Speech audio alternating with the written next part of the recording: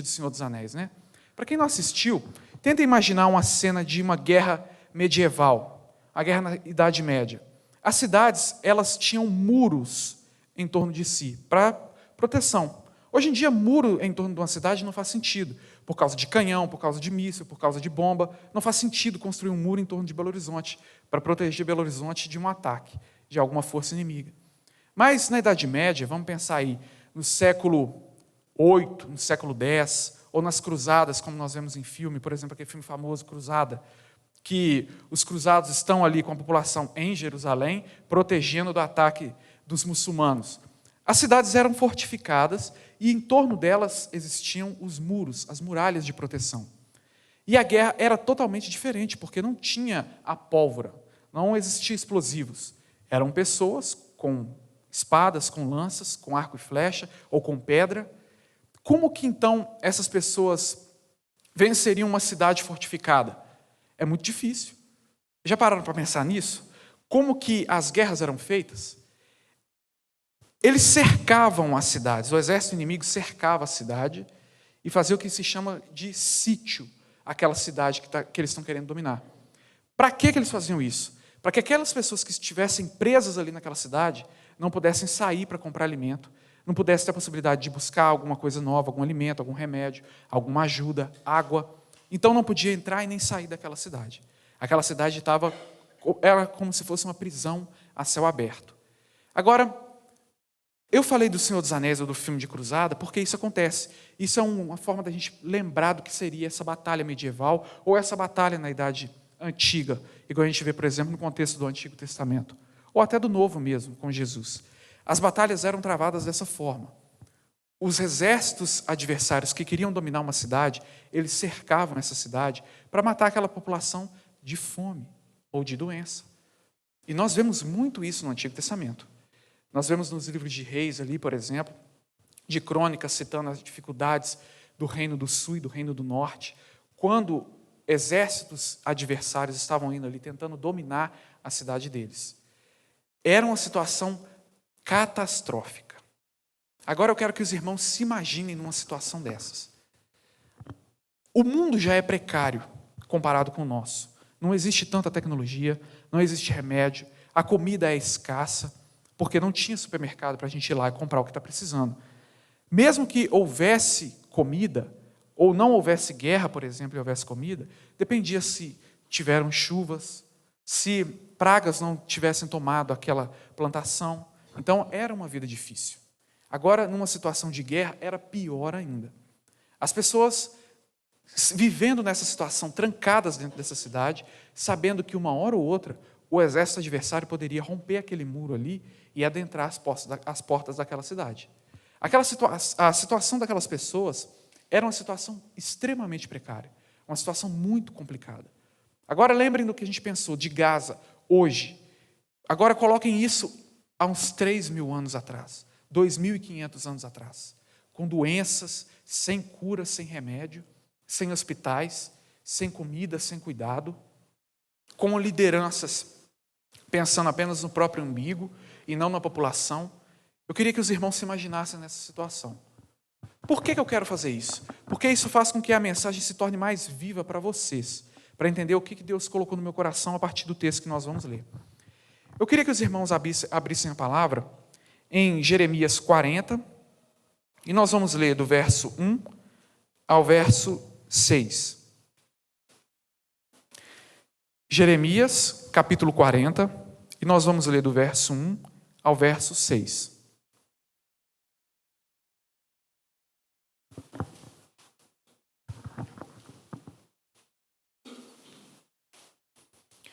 Jeremias 40, de 1 a 6.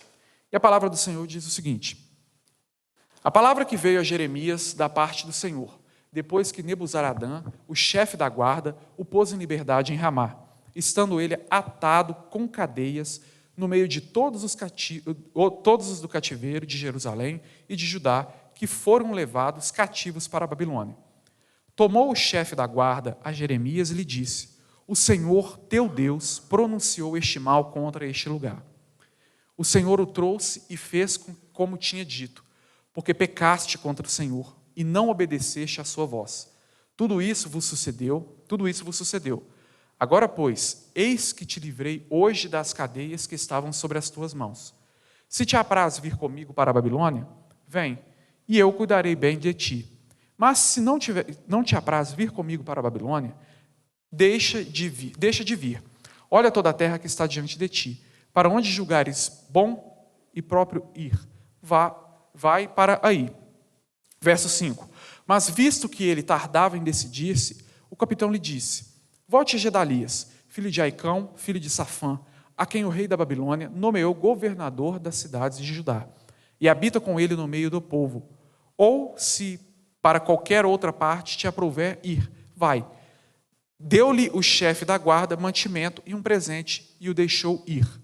Assim foi Jeremias a Gedalias, filho de Aicão, a Mispa, e habitou com ele no meio do povo que havia ficado na terra. Agora, eu acho que dá para a gente linkar o exercício que a gente fez com a situação de Jeremias. Porque a situação de Jeremias e o do povo de Jerusalém e de Judá era essa situação que nós imaginamos.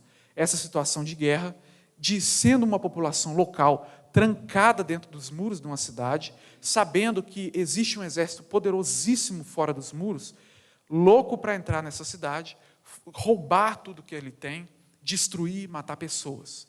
Era isso que estava acontecendo nesse contexto aqui de Jeremias 40. Jeremias, ele nasceu em Anatote, filho de Ilquias.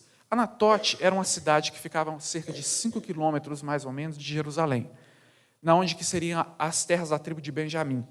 E Anatote é interessante que era uma daquelas cidades que nós vemos no Antigo Testamento, quando o povo estava repartindo a terra, quando chegou em Canaã, os levitas não poderiam ter terras, porque Deus é que seria a herança deles. Mas deveriam haver, nas terras ali de Israel, cidades para os levitas habitarem.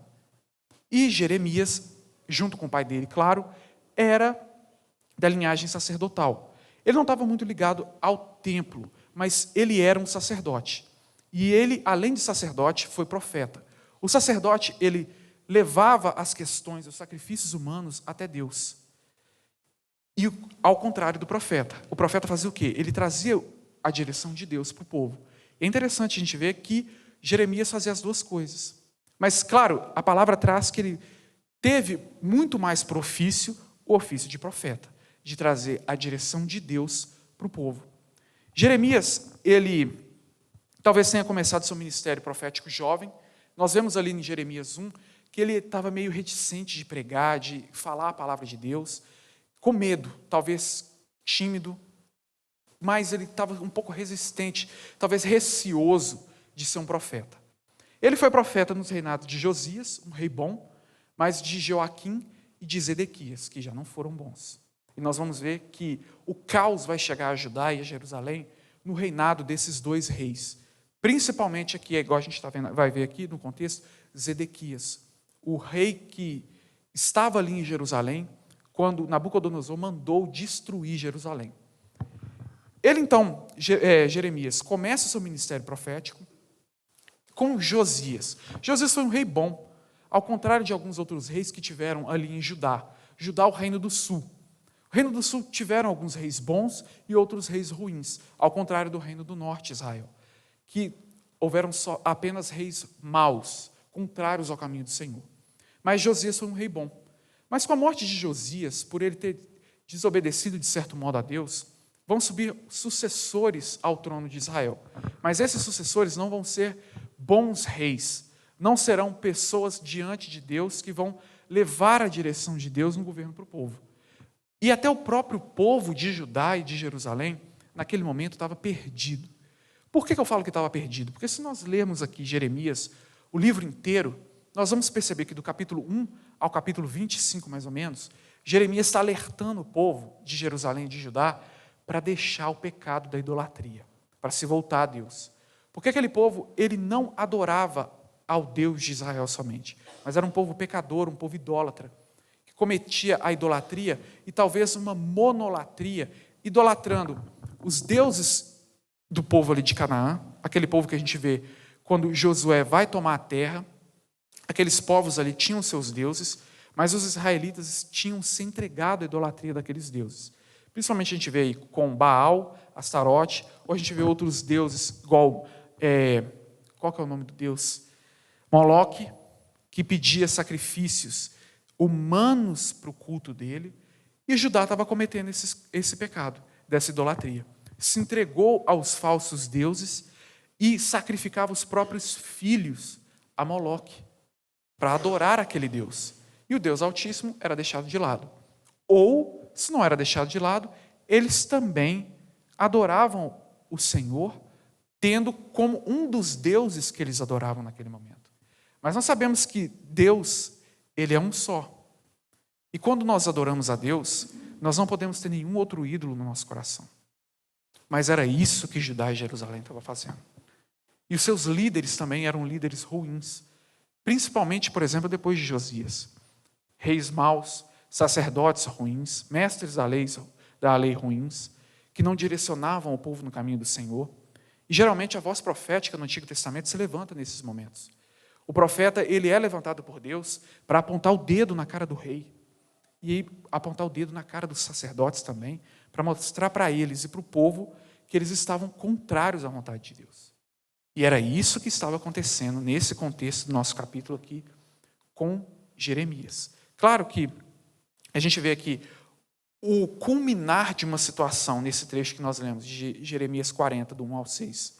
Mas a vida de Jeremias foi uma vida de sofrimento, foi uma vida de muita lamentação, muita dificuldade, porque ele pregava para um povo que era de coração duro, de líderes duros que não queriam voltar para o caminho de Deus. Mas mesmo assim, ele continuava a pregar a palavra de Deus, não se importando com a própria vida.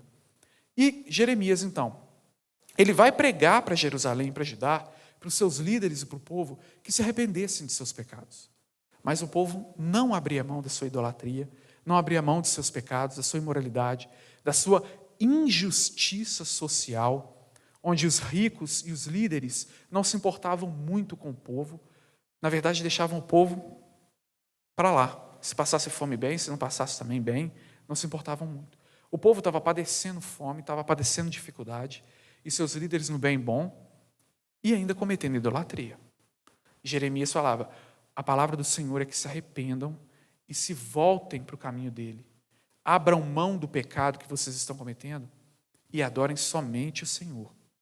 Porque se vocês não fizerem isso, se vocês não cumprirem com a parte de vocês na aliança que os seus antepassados fizeram lá no Sinai, Deus vai vir contra vocês e vai enviar um exército vindo do norte para destruir as suas cidades.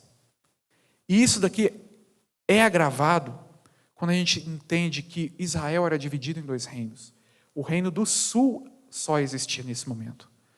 E eles estavam sendo assediados pela Babilônia. O reino do norte já tinha sido destruído pelo Império Assírio, devastado. E a população local tinha sido levada cativa para a Síria.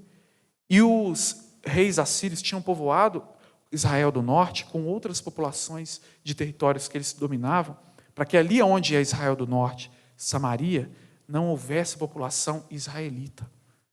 E o povo do sul continuava no pecado, sabendo que isso tinha acontecido em Samaria e no reino do norte. Deus já havia levado um castigo terrível com um povo horrível de trato, como os assírios eram, até o reino do norte. E Jeremias estava falando, vocês serão destruídos se vocês não abrirem os olhos para o pecado que vocês estão cometendo e voltarem-se para o Senhor. Deus vai trazer castigo sobre vocês. Mas o povo não deu a mínima para o que Jeremias estava falando. Não se importou com absolutamente nada com o que ele estava falando. Nem seus líderes, que é o pior. A liderança, os sacerdotes, não davam a mínima. Muitas das vezes se colocavam contrários a Jeremias quando ele pregava. E eles perseguiam Jeremias. Eles perseguiam Jeremias. E esse é o contexto ali dessa situação geral, desse quadro que a gente está pintando para entender essa cena do capítulo 40. Por volta do ano 587, 86, Nabucodonosor vai destruir Jerusalém. Vai invadir Jerusalém e vai destruir. Destruir Judá, vai destruir Jerusalém, vai destruir o templo. Mas isso já vinha de certo período. ele não foi e fez isso de uma vez. A Babilônia já fazia com que Israel e Judá sofressem um assédio por parte deles há certo tempo. Mas eles não tinham invadido Jerusalém e destruído ainda. Mas quem dominava aquela área ali, onde a gente sabe que é hoje Israel, era o Império Babilônico. E ele passou certo tempo exercendo esse domínio. E os judeus faziam aquilo que nós vemos que fizeram na época de Jesus, ou pouco depois de Jesus. Eles eram rebeldes contra o Império Romano. Lembra quando nós lemos o Antigo Testamento, vemos filmes? Eles eram muito rebeldes contra o Império Romano. Não queriam aceitar aquela dominação. Tanto que no ano 70, o Império Romano vai cansar-se daquela pressão, como que eu posso dizer? Daquela força contrária que os judeus estavam fazendo contra eles, aquela rebeldia, e vão destruir Jerusalém também. Isso só aconteceu no ano 70, repetindo o que já havia acontecido em 586. Mas agora os personagens mudaram. Em vez de ser o Império Babilônico, em 70 depois de Cristo foi o Império Romano. Mas acontece a mesmíssima coisa. No ano 586, então, Nabucodonosor vai invadir Jerusalém, vai destruir Jerusalém, vai matar muita gente, vai destruir o templo e vai levar milhares de pessoas cativas para a Babilônia. Vai levar pessoas que tinham algum conhecimento de artesanato, a nobreza dali daquele lugar, a aristocracia, vamos pôr assim, dali de Jerusalém e daqueles territórios de Judá. Essas pessoas vão ser levadas todas para a Babilônia. E as pessoas pobres é que irão ficar ali em Judá. Aquelas pessoas que sofriam com a péssima liderança, com o péssimo governo do rei, vão ficar ali. Vão poder ficar ali. Mas também porque o que os babilônios vão fazer com essas pessoas que não sabem fazer absolutamente nada? Claro que tinha o interesse dos babilônios em levar para eles pessoas que iriam enriquecer o seu império.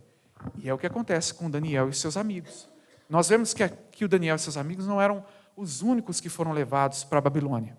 Mas a nobreza, a aristocracia das populações locais, dos locais que eles dominaram, eram todas levadas para lá.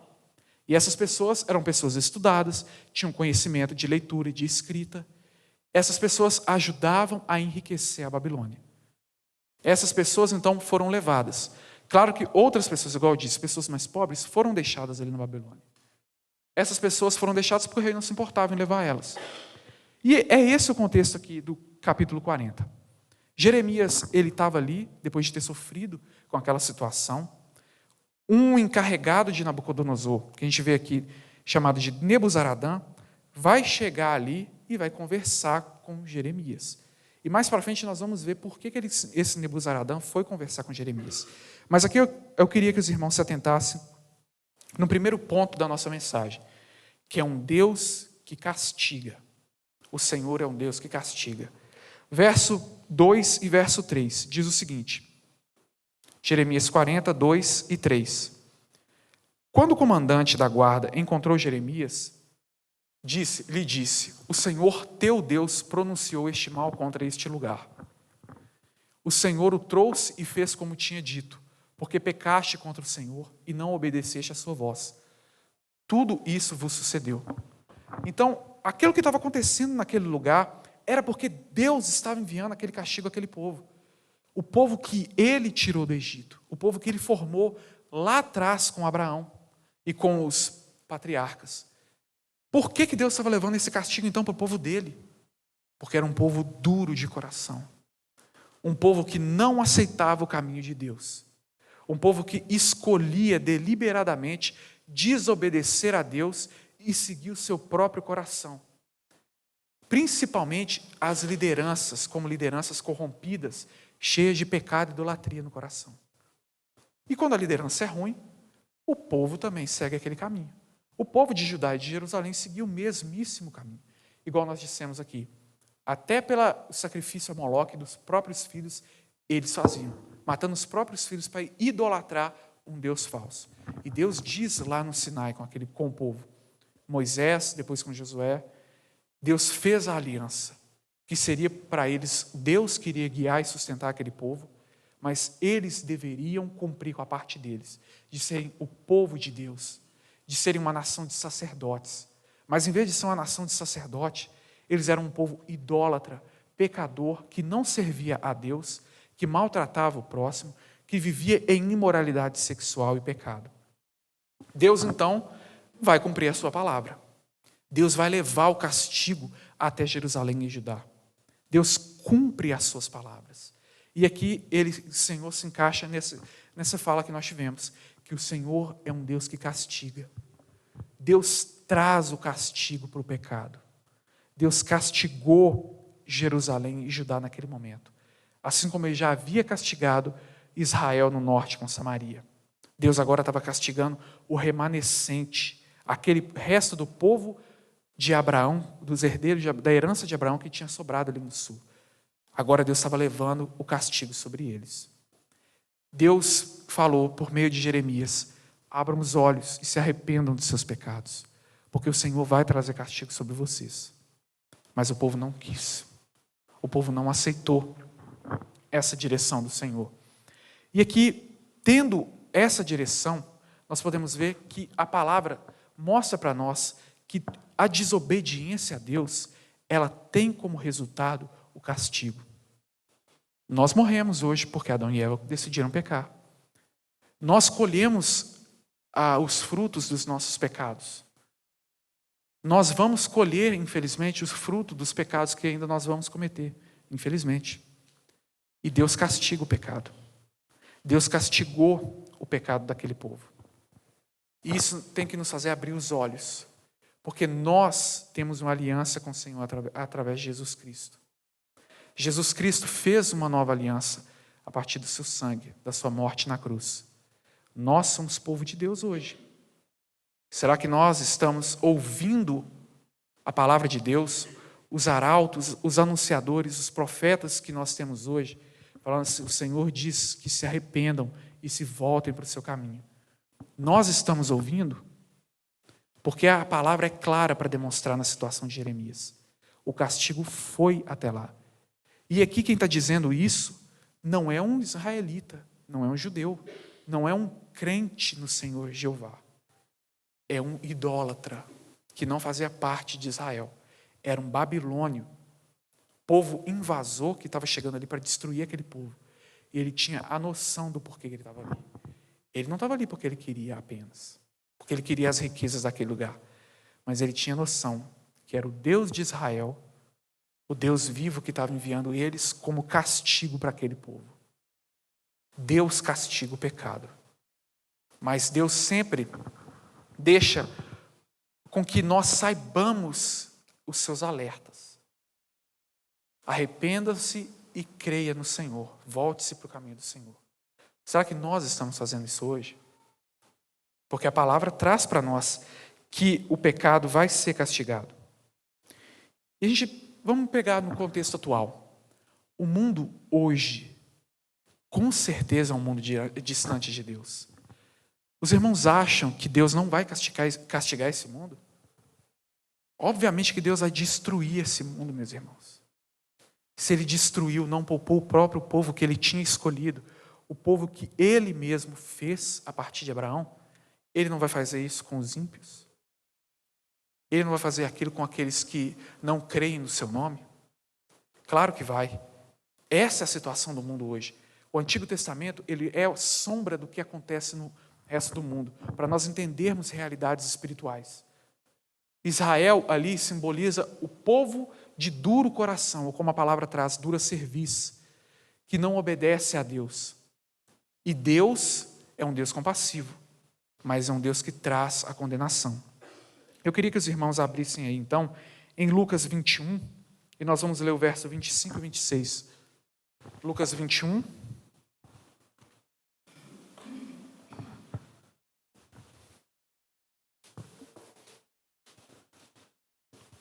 Aí. A palavra diz o seguinte: haverá sinais no céu, na lua e nas estrelas. Sobre a terra, angústia entre as nações e em perplexidade por causa do bramido do mar e das ondas. Haverá homens que desmaiarão de terror e pela expectativa das coisas que sobrevirão ao mundo, pois os poderes dos céus serão abalados. Isso aqui é Jesus falando no sermão escatológico. quando ele fala para os seus discípulos que ele vai destruir o mundo. E as pessoas morrerão de pavor. Ele avisou há 2000 anos atrás que ele vai destruir o mundo. Que esse mundo vai passar por julgamento e condenação, meus irmãos. Esse mundo não vai continuar desse jeito para sempre. Esse mundo vai passar pela peneira, pelo fogo de Deus, pela forja, para que a palha seja queimada. E nós estamos nesse mundo, sofrendo com o que esse mundo está passando, com o que esse mundo está vivendo. Mas o que nós temos que fazer é sermos como Jeremias e como o pouco remanescente fiel de Judá e de Jerusalém. Ouvir a palavra de Deus. Porque Deus, naquela época, ele prometeu levar o castigo àquele povo. Mas Deus, sempre quando ele promete castigo, ele deixa uma porta aberta para aqueles que quiserem escapar daquele castigo. E essa porta aberta se chama arrependimento. Arrependimento. O castigo de Deus viria sobre Jerusalém, sobre Judá, com a condição de que se eles continuassem no pecado. Porque se eles não continuassem, Deus iria poupar aquele povo. Mas nós vemos que eles não quiseram. Existe sempre uma porta para que a gente escape do castigo de Deus. E essa porta tem um letreiro enorme em cima dela escrito arrependimento. E isso não é só nesse contexto de Jeremias 40, mas hoje também. Nós sabemos que o Senhor vai julgar esse mundo, mas existe a porta aberta do arrependimento. Existe uma salvação para nós. E essa salvação passa primeiro pelo reconhecimento dos nossos pecados. E reconhecer que nós precisamos abrir mão desse mal. Porque senão, condenação vai vir. E o Senhor vai trazer condenação para o mundo. Eu queria que os irmãos abrissem para mim agora em Romanos 2, verso 5.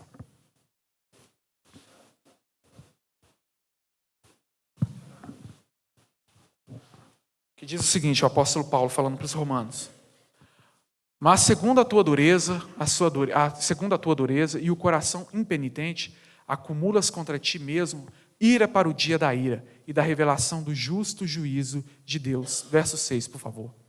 Que retribuirá a cada um segundo o seu procedimento. Até aí.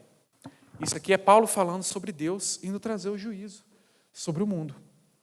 O ser humano, assim como os judaítas, vamos pôr assim, ou a população de Jerusalém, acumulavam juízo sobre si, nós, a população, a sociedade atual, acumula juízo, acumula ira de Deus sobre si.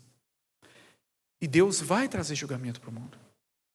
Deus vai trazer sofrimento para o mundo, para que o mal seja purgado desse mundo.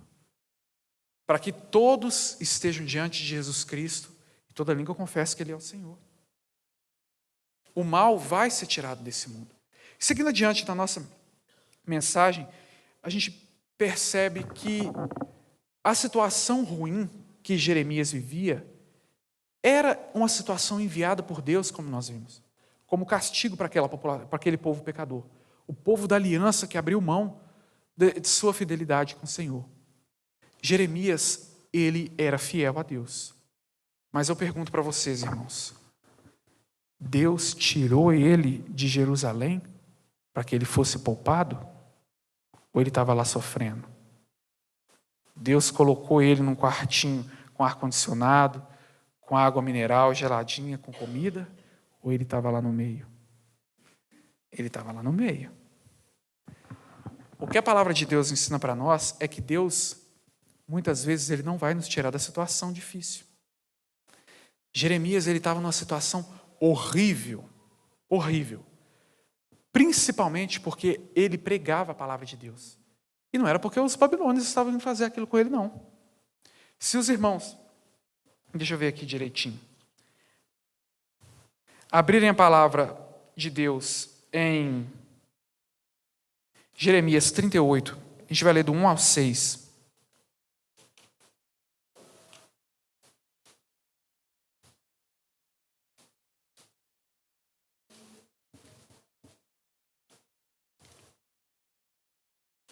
Diz o seguinte, Jeremias 38, do 1 ao 6.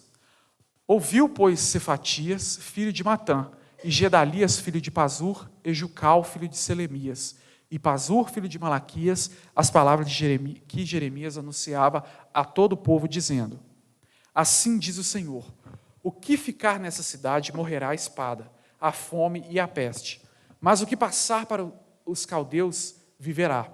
Caldeus são os babilônios. Porque a vida lhe será como despojo e viverá.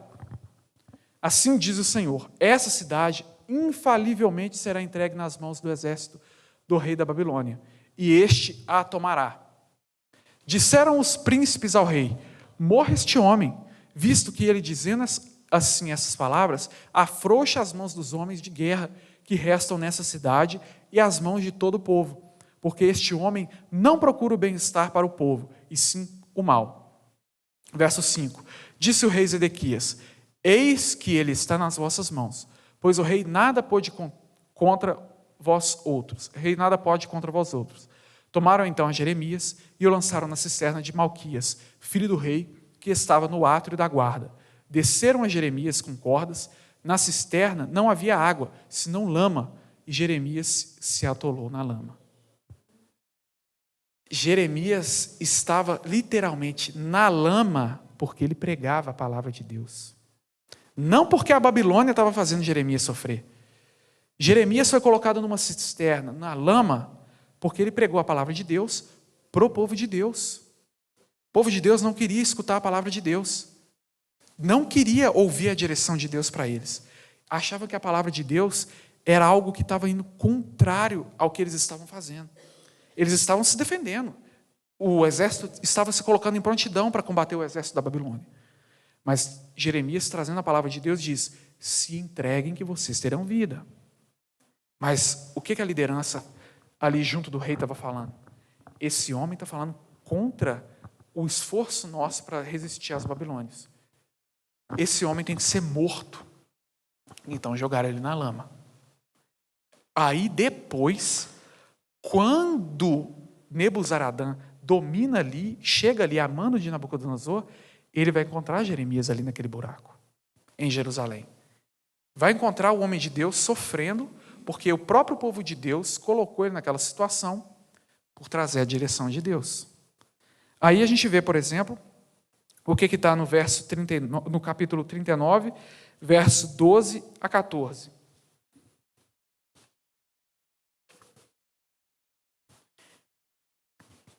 Que diz o seguinte, a gente pode ler do verso 11 primeiro.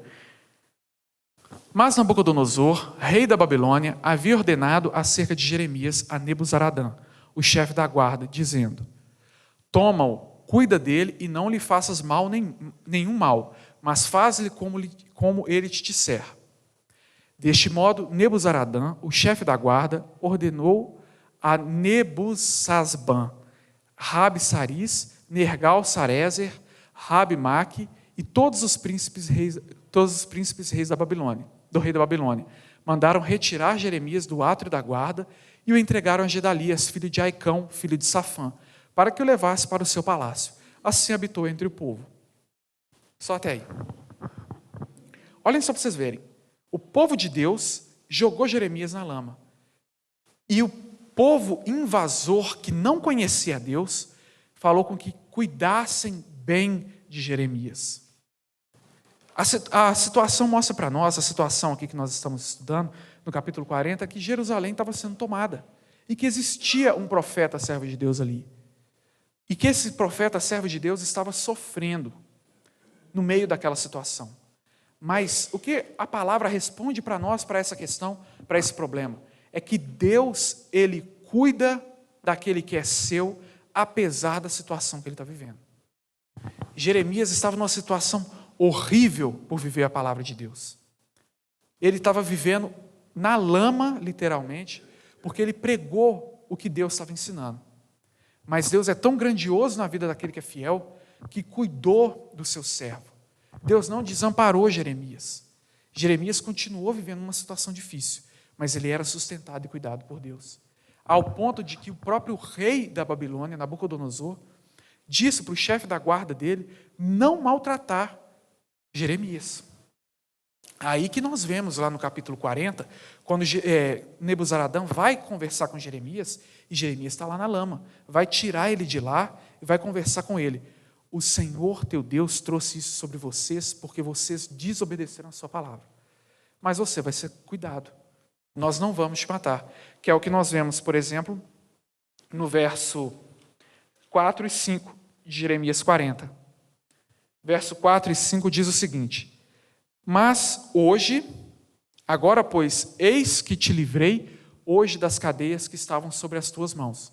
Se te apraz vir comigo para a Babilônia, vem, e eu cuidarei bem de ti. Mas se não te apraz vir comigo para a Babilônia, deixa de vir. Olha toda a terra que está diante de ti. Para onde julgares bem e próprio ir, vai para aí.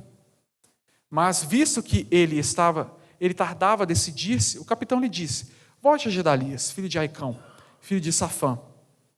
Gedalias, filho de Aicão, filho de Safã, a quem o rei da Babilônia nomeou governador das terras de Judá, e habita com ele no meio do povo. Ou, se para qualquer outra parte te aprouver ir, vai. Deu-lhe o chefe da guarda mantimento e um presente, e o deixou ir. Aqueles que são inimigos, ou aquelas pessoas que são ímpias, são usadas por Deus para abençoar aquele que é fiel. Deus não se esquece do seu servo fiel. Deus sempre cuida do seu servo. Eu não sei por que Deus não quis tirar Jeremias daquela situação. Nós não sabemos por quê, quais são os intentos de Deus. Ele era a voz profética ali naquele lugar para trazer a mensagem de Deus. Isso mostra para nós que liderança, aquele que prega a palavra de Deus, vai sofrer porque prega a palavra de Deus. E ele vai sofrer muitas das vezes, não é pelo mundo apenas, mas por aqueles que se dizem cristãos que estão dentro da própria comunidade. A gente pode tirar isso de lição para a nossa situação atual. E a nossa situação atual, claro, não é uma situação de guerra aqui no Brasil, mas hoje tudo é tão difícil de conquistar, meus irmãos. Já viram que qualquer ida no supermercado já dá mais de R$100 às vezes, conta é caro demais, aluguel é caro, tudo é caro. Ou às vezes a gente está passando por uma dificuldade tremenda que a gente clama a Deus para que nos tire dessa situação e parece que a situação não muda. Mas se nós abrirmos os olhos, nós vamos ver que o cuidado de Deus está sobre a nossa vida, assim como esteve na vida de Jeremias. Nós podemos estar na lama, mas Deus não se esquece daquele que o busca. Quando ele estava na lama, será que ele deixou de orar a Deus? A palavra não traz que ele orou quando ele estava ali naquela cisterna na lama. Mas sendo sinceros, vocês acham que Jeremias deixou de orar? Será que ele pensou que Deus tinha abandonado ele? Talvez não, talvez sim, porque ele estava numa situação muito complicada. Será que ele pensava, será que Deus está escutando a minha oração? Por que eu estou falando isso, gente? É porque essas são as questões que passam na nossa cabeça diante das dificuldades que nós passamos. Às vezes o sofrimento que a gente está passando é tão grande que a gente clama e parece que Deus não está ouvindo. Mas Ele está. E isso que eu estou pregando, eu gosto sempre de usar essa ilustração, que é porque assim, a palavra de Deus, ela vem para nós através do Espírito Santo. A voz que vocês estão ouvindo é a minha voz, mas é o Espírito Santo que está pregando. Eu estou ouvindo a minha voz, o que o Espírito Santo está pregando para mim. Porque eu também vivo dificuldades. E eu também passo por situações de orar e parecer que Deus não está ouvindo. Mas Deus é abençoador daqueles que buscam a Ele. Deus não se esquece daquele que é fiel a Ele. Deus sustenta. Deus às vezes não vai tirar a gente da situação, mas vai sustentar a gente na situação. Que é o que aconteceu com Jeremias. Jeremias estava sofrendo por viver para Deus. Deus não tirou ele de Jerusalém para viver num lugar afastado, no bem bom, com sombra e água fresca. Ele continuou sofrendo, mas Deus sustentou ele. E Jeremias não estava vendo. Porque quem de nós aqui está vendo o que Deus está fazendo lá fora em prol da nossa vida, nesse momento? Será que a gente está vendo o que Deus está fazendo na vida de uma pessoa que daqui 3 anos vai abençoar a gente de alguma forma? Mas Deus está fazendo.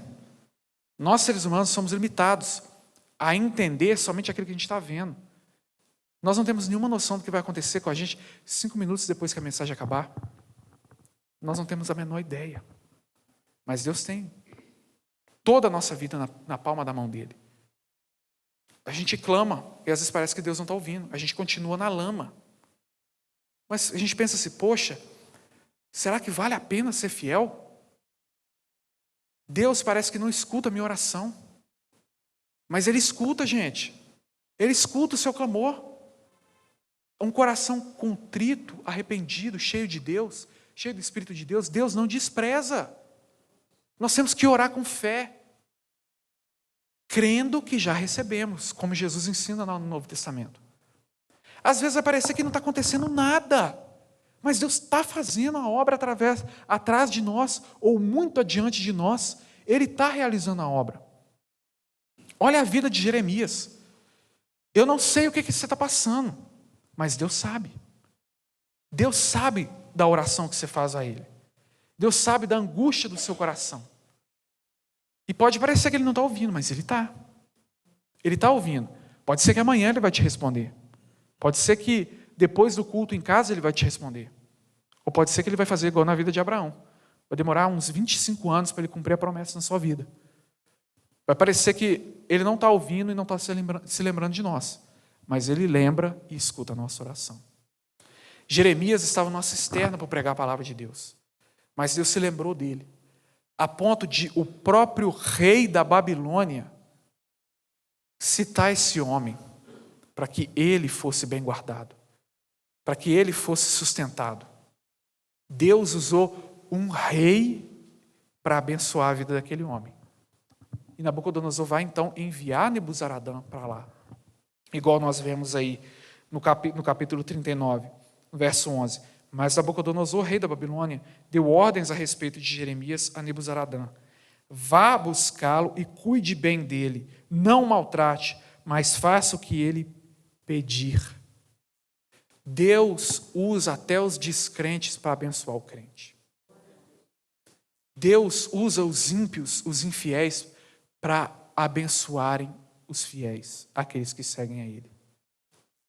Deus usa pessoas e situações que podem parecer totalmente contrárias a Deus para abençoar a sua vida e a minha vida. Às vezes a gente não vê pela nossa limitação, mas Deus está fazendo isso. Deus está cuidando de nós. E Nebuzaradã então vai chegar naquela cisterna e vai falar o que nós vimos ali no capítulo 40, no verso 2 ao verso 5. Que Deus enviou o castigo, mas que Jeremias, ele seria bem tratado. E depois Nebuzaradã ainda deu presente para ele. Nós não vemos a situação. Jeremias, enquanto ele estava no buraco, na lama, ele não sabia que Nabucodonosor estava dando ordens, claro, amando de Deus, para que Nebuzaradã cuidasse de Jeremias. Nós, na lama da cisterna que às vezes nós estamos vivendo, não estamos percebendo Deus tratando o coração de alguém que Ele vai usar para nos abençoar. Não estamos vendo. O que isso traz de lição para nós? Humildade e entender que não é do nosso jeito, que é do jeito de Deus. E que essa lama da cisterna, ela vai servir para alguma coisa na nossa vida. Todas as coisas que acontecem conosco têm um propósito. Deus não desperdiça elas. Elas estão sendo usadas para nos forjar, para que nós nos pareçamos com Jesus Cristo. A lama na cara de Jeremias era porque ele era um servo de Deus. E essa palavra aqui é muito para quem é líder, quem está adiante. Para mim, para o pastor, para o Felipe, para quem é vocacionado, para quem prega, para quem é liderança. Você e eu vamos sofrer por pregarmos a palavra de Deus. E vamos ser perseguidos até por aqueles que se dizem cristãos. Às vezes a gente vai orar e vai parecer que a gente está na lama, literalmente, e que Deus não nos ouve. Mas para aquele que permanece fiel, Deus cuida. Deus cuida. Não precisa ser um profeta. Lembra da vida de Elias? Quando ele vai se encontrar com aquela mulher viúva e com o filho dela? Ele falava, faz um bolo para mim, e depois você come. Mas ela falou, olha, eu não tenho nada. O que eu tenho é o que eu ia fazer um bolo para mim, para o meu filho, daí a gente ia comer, depois ia morrer. E ela vai e faz o que Deus ordenou a ela através de Elias. Faltou alguma coisa para aquela mulher? Essa palavra é para vocês e para mim também. Essa palavra é para todos nós. Eu estou aqui na frente pregando, mas é o Espírito que está falando com todos nós. Deus não esquece daqueles que o buscam. Deus se lembra de nós. Deus às vezes não vai mudar a situação, porque Ele quer usar a situação para nos mudar. Mas Deus vai estar conosco naquela situação, na cisterna, na lama. Deus vai estar conosco no deserto. Por mais que Ele dure 40 anos, Ele vai estar à frente nos guiando. Mas Ele vai usar essa situação para nos mudar. Para fazer o que ali Moisés diz em Deuteronômio. Por que Deus quis fazer com que o povo, os israelitas, andassem 40 anos no deserto? Para ver o que estava no coração deles. Deus faz a gente passar por dificuldades para nos forjar e para ver o que está no nosso coração. Será que o que está no nosso coração é ser fiel a Deus, como Jeremias estava sendo? Ou é ser como os israelitas que desejavam, igual o pastor falou hoje, os legumes, a comida do Egito? Porque aquelas pessoas que estavam caminhando no deserto, morreram no deserto, porque elas não tinham mentalidade de servos de Deus, mas de escravos do Egito. Nós temos que entender que o nosso Deus vai cuidar de nós.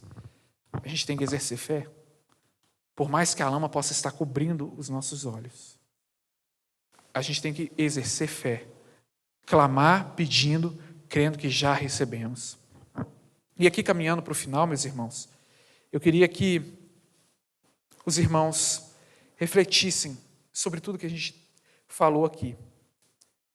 Deus, Ele julga o castigo, Ele julga o pecado, Ele condena e traz castigo. Ele é um Deus fiel à sua palavra. O compromisso dele é com Ele mesmo e com sua palavra. E se Ele quer castigar aqueles que o desobedecem, Ele vai castigar. E é essa a sentença para o nosso mundo. Nós vemos quando Jesus profere ali o sermão escatológico, vamos pegar lá em Mateus 24 e 25, ou depois em outros trechos da palavra que dizem sobre o fim dos tempos, em Apocalipse, juízo virá para esse mundo. Porque esse mundo é como Jerusalém afastada de Deus. Juízo virá. Mas Deus vai cuidar daqueles que são seus.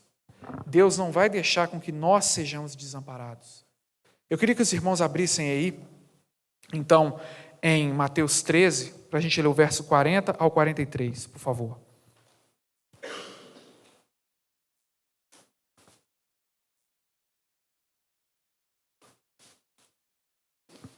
E a palavra de Deus diz o seguinte, Jesus trazendo essa direção. Pois assim como o joio é colhido e lançado ao fogo, assim será a consumação do século. Mandará o Filho do Homem os seus anjos que ajuntarão do seu reino todos os escândalos e os que praticam iniquidade, e os lançarão na fornalha acesa. Ali haverá choro e ranger de dentes. Então os justos resplandecerão como o sol no reino de seu Pai. Quem tem ouvidos para ouvir, ouça. Jesus estava trazendo a explicação da parábola do joio e do trigo. Que o Senhor tinha uma plantação e plantou boa semente, semente de trigo. Mas veio o inimigo e semeou joio ali durante a noite. E quando começou a germinar aquela semente brotar, os servos daquele Senhor disseram, Senhor, o Senhor não plantou joio, mas veio o inimigo e semeou aqui. O Senhor quer que a gente arranque? Ele falou, não, para que o trigo também não seja afetado com isso, não seja arrancado. Deixa que cresçam. E quando chegar o tempo da colheita, o trigo será colhido e armazenado no celeiro, enquanto o joio será lançado no fogo. Jesus estava trazendo essa direção para mostrar que o castigo de Deus virá para a vida daqueles que são ímpios, para a vida daqueles que são infiéis. Da mesma forma que veio para aqueles israelitas de Jerusalém e de Judá na época de Jeremias. Jesus vai vir e vai nos separar do mundo, daqueles que são ímpios. Vai separar os salvos dos ímpios. Nós seremos ajuntados num celeiro de Deus para vivermos a vida eterna com Ele. E os ímpios serão queimados, porque esse é o destino do joio. Ah, mas essa palavra é muito pesada, a gente não pode falar. Hoje em dia, claro que a gente não pode muito falar dessas palavras duras, não. Mas para quem não crê em Jesus Cristo, vai para o inferno. Vai ser queimado. Vai viver a eternidade no sofrimento. E não sou eu que estou dizendo, é o próprio Jesus que diz isso. Olhem o exemplo que ele dá com os israelitas. Lá em Jerusalém, em Judá, na época que Nabucodonosor estava enviando suas tropas. Deus diz, arrependam-se e voltem para Deus. O povo não voltou para Deus. O que aconteceu com aquele povo? Foi condenado. Para quem está aqui e não crê em Jesus Cristo, ou para quem está nos assistindo e não crê em Jesus Cristo, você é joio. Você está na condenação. Você está sob a condenação de Deus. E quando chegar o fim dos tempos, ou a sua morte, você vai ser queimado. Lembre do que Jeremias trouxe, a vida e o ministério de Jeremias. Deus é um Deus que vai castigar, mas Ele sempre deixa uma porta aberta. E essa porta aberta se chama arrependimento. E com Jesus Cristo, essa porta aberta está aberta para todos aqueles que querem a salvação de Deus. Mas para que a gente tenha a salvação, a gente tem que fazer aquilo que Jesus dizia. O reino de Deus é chegado. Creiam no Evangelho. Arrependa-se de seus pecados. Porque aquele que se arrepende e abre mão do seu pecado, saiu da morte para a vida.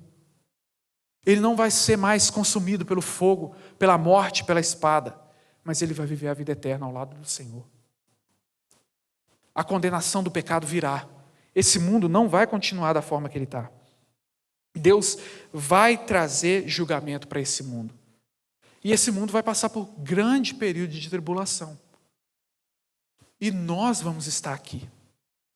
Existem algumas linhas escatológicas da teologia, de alguns pensadores, que defendem que a igreja não passará pela grande tribulação. Mas eu não creio que seja assim. A igreja vai passar pela grande tribulação. Assim como Jeremias passou por todo aquele sofrimento. Mas qual o exemplo que você e eu temos da vida de Jeremias? Que por mais que nós possamos estar na lama, no buraco e no sofrimento, de uma tribulação que nunca houve no mundo, Deus vai continuar guardando a nossa vida. Deus vai continuar sustentando o seu povo. Porque Ele é fiel. Ele cumpre a sua palavra de sustentar, de guardar e de proteger todos aqueles que o buscam. Alguns de nós podemos morrer no processo da grande tribulação? Sim, como muitos profetas morreram por serem fiéis a Deus. Nós vemos que pessoas fiéis a Deus sofreram. Daniel e seus amigos lá na Babilônia sofreram. Jeremias aqui em Judá sofreu. Ezequiel sofreu no meio do povo que foi levado cativo para a Babilônia. Mas o que nós vemos é que Deus não desampara aqueles que o buscam. Deus é o Deus daquele que é fiel, daquele que ouve a sua palavra e daquele que se arrepende e tem fé. Mas aquele que não tem fé vai ser consumido. Arrependa-se e creia no Senhor Jesus Cristo. Porque quando você se arrepende e crê, você será salvo. O Senhor é a salvação. E Ele deixa claro, gente. Olha o que aconteceu com o povo de Israel. O reino do norte foi destruído. O que aconteceu com o povo do reino do sul de Judá? Foi destruído. O que aconteceu depois com os romanos? Jerusalém foi de novo destruída. Tudo está aí na nossa cara. Será que nós vamos dar ouvido ao que a palavra traz para nós? Arrependa-se e se volte para o caminho de Deus. Isso é muito sério para nós. Porque Jeremias não estava pregando aquilo para o povo da Babilônia. Ou ele não estava pregando aquilo para os ninivitas, como Jonas pregou. Jeremias estava pregando aquilo para o próprio povo de Deus. Eu estou pregando isso para o próprio povo de Deus. A mensagem de Deus para o seu povo é que se arrependa e se volte para o caminho de Deus. E se nós que já estamos arrependidos, seguindo no caminho de Deus, e parece que a situação não muda, Ele quer que nós entendamos que Ele é o Deus que continua a cuidar de nós. Que Jesus Cristo nunca desampara aquele que o busca. É como Ele disse ali no final da grande comissão: eis que estou convosco até a consumação dos séculos, ou o fim do mundo, ou o fim dos tempos. Nós temos que continuar como Jeremias, como voz profética nesse mundo perdido. Continuar pregando o Evangelho, continuar pregando o arrependimento, continuar pregando sobre inferno, continuar pregando sobre castigo, porque Jeremias é exemplo de profeta, ele é exemplo de mensageiro do Senhor, e ele não teve medo de pregar. ou se teve, ele venceu o medo e pregou. Por mais que aquela mensagem fosse dura, e por mais que o povo fosse fazer maldade com ele, ele pregou. Nós vamos passar por dificuldades por vivermos a palavra de Deus. Mas Deus não vai nos desamparar, porque Ele diz: eu estarei convosco até o fim dos tempos. Que Deus nos abençoe a permanecer fiéis. Que Deus nos abençoe a reconhecer os nossos erros e ouvir o chamado dele para o arrependimento. E que se tem alguém que não conhece, talvez que vai assistir essa mensagem, que está assistindo, que não conhece Jesus Cristo e ficou impactado por essa mensagem, clame ao Senhor Jesus. Se entregue a Ele. Procure o pastor, procure a mim, procure o Felipe, para a gente conversar. Entregue a sua vida ao Senhor, porque castigo virá para o mundo. Mas nós temos uma porta que se chama Jesus Cristo. Ele é a salvação, Ele é a vida eterna. Amém? Meus irmãos, eu queria orar com os irmãos, por favor, para que Deus aplique essa palavra no nosso coração. Pai, nós agradecemos a Ti por esta palavra. Nós Te exaltamos e bendizemos. E agradecemos por o Senhor nos exortar, enviar pessoas e a Tua palavra para fazer com que nós ouçamos a Tua palavra, o Teu chamado para o arrependimento. Cuida de nós aqui, dos meus irmãos, de suas famílias, de mim, de minha família, de todos nós, da Tua igreja, Senhor Jesus, espalhado pela face da terra. Nos faz ouvir a Tua palavra. Nós sabemos que no fim dos tempos virão tempos difíceis em que as pessoas que estão dentro da igreja abrirão mão da Tua reta e pura palavra para dar ouvidos a mentiras, a fábulas que vão ao encontro dos desejos do seu coração. Mas faz, ó Pai, permanecermos fiéis. Que nós sejamos fiéis como Jeremias e que nós possamos ter a plena certeza, por mais que os céus não abram, por mais que a situação não mude, de que o Senhor está conosco na cisterna, na lama, que o Senhor ouve as nossas orações. Com isso eu coloco diante do Senhor o coração de cada irmão, cada irmã minha aqui. Clamo ao Senhor, ouça as nossas orações, ó Pai, e responde-nos segundo a Tua vontade. Traga paz que excede todo entendimento ao nosso coração e humildade para entendermos que o Senhor está no controle. Que o Senhor nos conduza e que esta palavra germine em nosso coração. E que nós possamos ser como Jeremias, voz profética nesse mundo que está sob condenação. Que nós possamos pregar para aqueles que são ímpios e para aqueles que dizem-se fiéis, mas que são como os reis de Judá e de Jerusalém, que eram duros contra o Senhor. Que nós possamos pregar sem medo, Pai, porque o Teu Espírito nos conduz. Que nós possamos fazer a Tua vontade em meio a uma geração perdida, em um mundo que jaz do nosso inimigo. Que nós possamos fazer a Tua vontade e que o Teu Espírito nos conduza.